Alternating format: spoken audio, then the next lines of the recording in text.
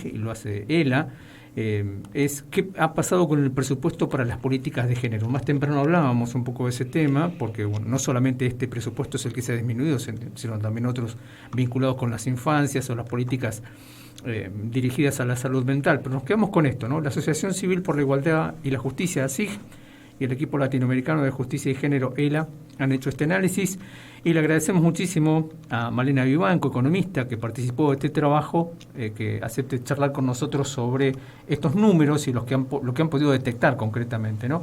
Malena, ¿cómo estás? Muy buenas tardes. Alicia Rivas, Miguel Riquelme, te saludamos desde Misiones. Hola, ¿qué tal? ¿Cómo están? Buenas tardes. Gracias por la llamada. Buenas tardes. Bueno, un antiguo profe nuestro en la facultad decía, bueno, pero discutamos con números, es decir, veamos qué hay, ¿no? ¿Qué encontraron ustedes a la hora de este análisis y especialmente cuando hicieron comparaciones con otros momentos? Sí, nosotros desde ASIG entendemos, nuestro lema de cabecera es sin presupuesto no hay derechos, así que siempre tratamos de ir a ver qué es lo que está pasando concretamente con el financiamiento de las políticas públicas, más allá de lo que se escucha en la conversación, cuánta plata hay disponible, cuánto se está ejecutando, cuánto estaba planeado inicialmente, qué cambios hubo respecto a esos planes iniciales.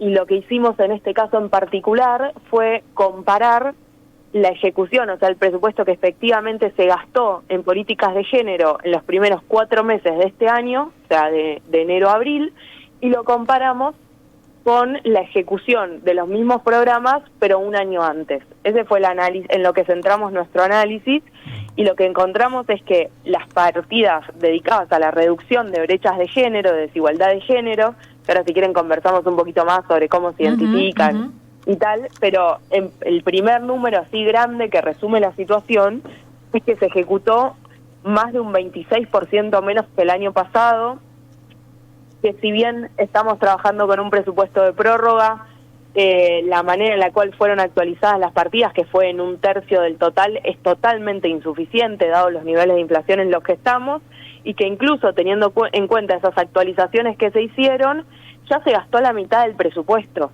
para todo el año. O sea, en la primera cuarta parte del año se gastó la mitad de lo que hay para gastar.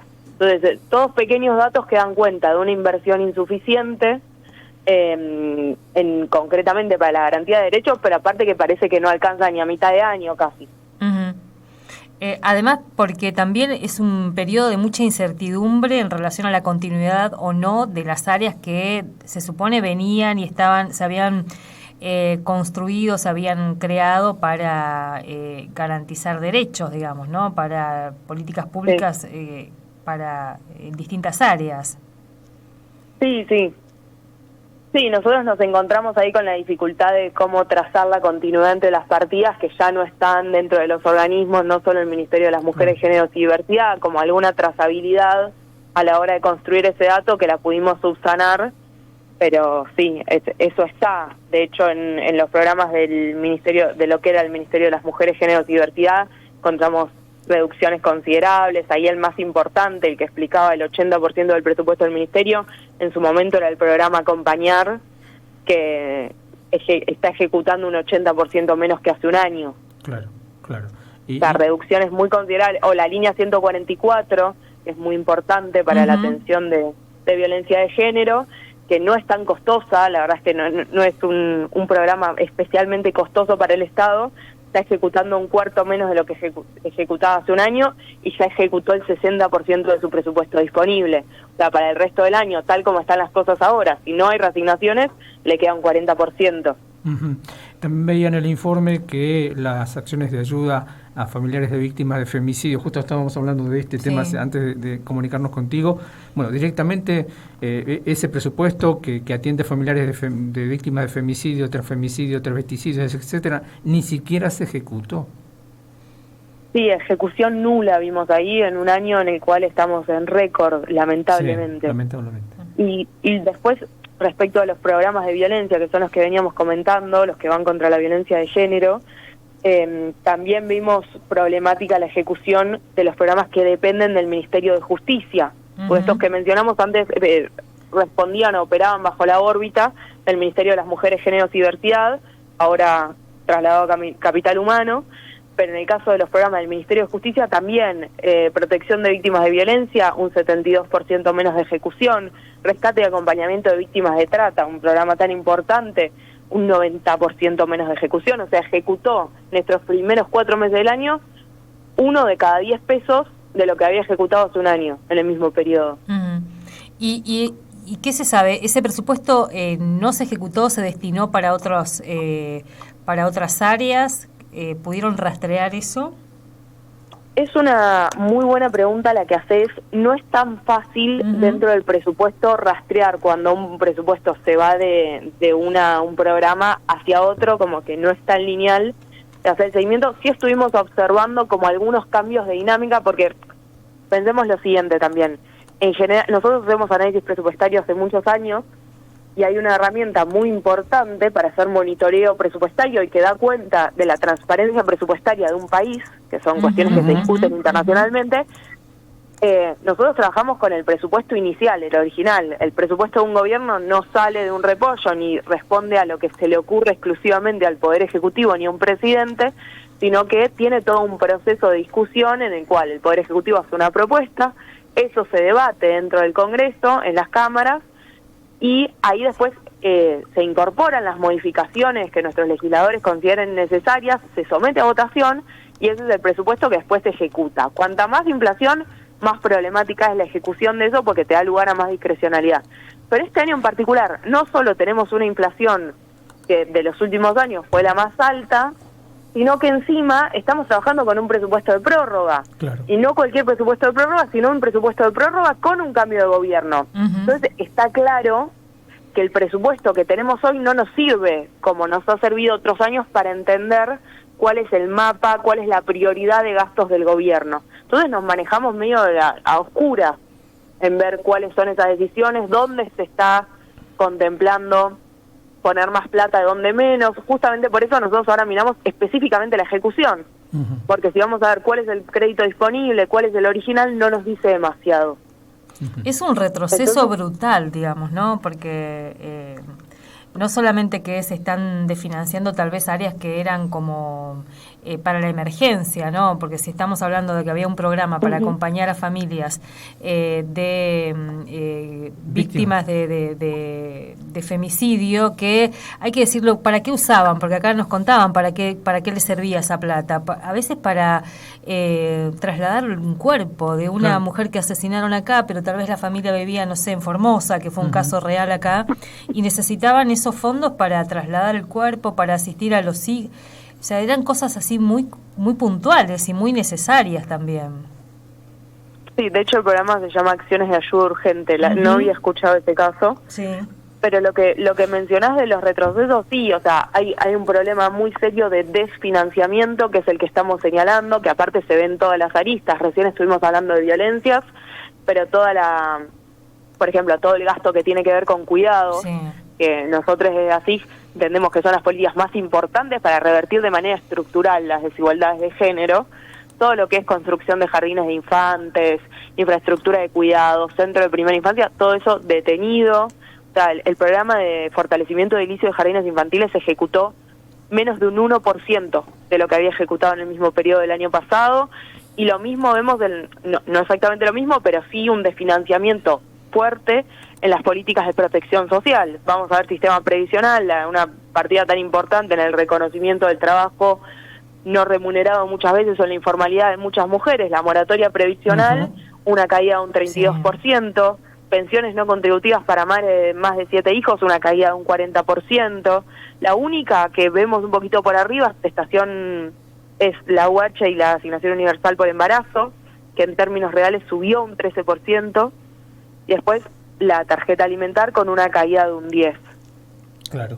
En todos los casos igual, y aquí apelo a tu formación de economista, que sube un 13,5% al lado de la inflación bestial que tenemos y un presupuesto que se empezó a discutir en el 2022, realmente tampoco aporta mucho, digamos, a cada familia o a cada individuo. En cualquier caso igual, una aclaración, yo los números que estoy diciendo están ajustados por inflación, o sea, nosotros hicimos el ajuste para que los montos sean comparables. Si vas a ver el nominal, no nos diría demasiado. Me quedé con una cosa igual que comentabas respecto a los retrocesos. Y hay un punto que nosotros lo ponemos en estos términos, en el informe, que es los retrocesos en transparencia, que es que ni siquiera están funcionando los monitores para que la ciudadanía pueda dar seguimiento a estos problemas de financiamiento. Porque bueno, vos podrías hacer este ajuste y ser transparentes, y fundamentarlo, y uno saldría a discutir o no, estaría de acuerdo o no. Nosotros no estamos de acuerdo, pero alguien podría estar de acuerdo y defenderlo. Pero no se está pudiendo dar seguimiento a eso tampoco. Este trabajo que nosotros hicimos, tenemos cierta expertise, tenemos un equipo. Antes vos podías entrar a la página de presupuesto abierto y seguir de manera diaria la ejecución del presupuesto con perspectiva de género, el de niñez también, el de acciones climáticas y el de discapacidad. Hoy en día esos 4 monitores no funcionan. Pensaba un poco también, muchas de estas áreas tienen financiamiento externo, por ejemplo, cierto, de la Organización de Estados Iberoamericanos, que hoy justamente está ahí como en la mira también todo ese qué se hace con ese financiamiento. ¿Eso aparece en el presupuesto? ¿De dónde viene el financiamiento para estos programas? ¿Cómo se rinden esos programas? En algunos casos sí, es posible mirar, o sea, el análisis presupuestario tiene distintos grados de complejidad, digamos. O se puede mirar dentro de las plataformas más interactivas y amigables para la ciudadanía, puedes mirar, bueno, qué ministerios gastan, qué programas en los distintos años. Después lo que vos mencionás, te sumergís en los datasets, sí se puede ir a mirar. Nosotros en este caso no lo hicimos, pero se podría hacer, y la verdad es que es un análisis súper interesante para seguir. Porque además, pensando un poco en los equipos territoriales que están desmantelando de lo que quedaba del Ministerio de Mujeres, Géneros y Diversidad, algunos de esos equipos estaban también financiados por esta Organización de Estados Iberoamericanos, que, insisto, ahora están como en la mira, y son trabajadores por cómo terminan usando este gobierno, y metiendo al grupo de rugby, mezclando todo cuando tenías equipos también muy precarizados, pero que de alguna manera estaban siendo financiados por este tipo de programas. Sí, es una pregunta que pasa en esos casos. Incluso los presupuestos transversales también recibieron impulso internacional, y es una pregunta cómo se van a gestionar. Habría que hablar con las unidades ejecutoras. Sí. Tal cual. Bueno, la verdad es que nos quedaremos charlando bastante más, porque es un tema complejo y al mismo tiempo muy doloroso, ¿no? Porque detrás de estos números hay mucha gente. Me queda ahí como también una pregunta una pregunta hacia adelante, porque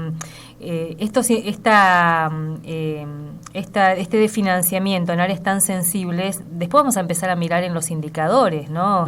En el aumento de femicidios, en el aumento también de distintas formas de violencias, que se supone estábamos en procesos de, por lo menos, de ponerlo en agenda y un abordaje, no sé si preventivo, de la manera que nos hubiera gustado a todas y a todes, pero que eso estaba por lo menos ahí en la agenda.